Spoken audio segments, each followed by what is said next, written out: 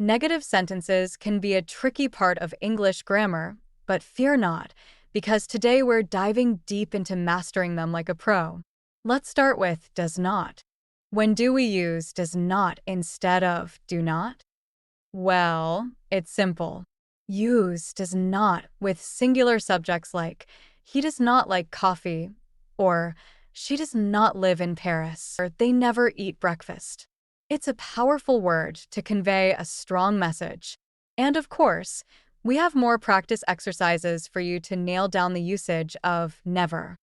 To wrap it all up, remember the key points we covered today. Correct grammar is crucial in formal writing and speaking, so mastering negative sentences like does not and never can elevate your language skills to the next level.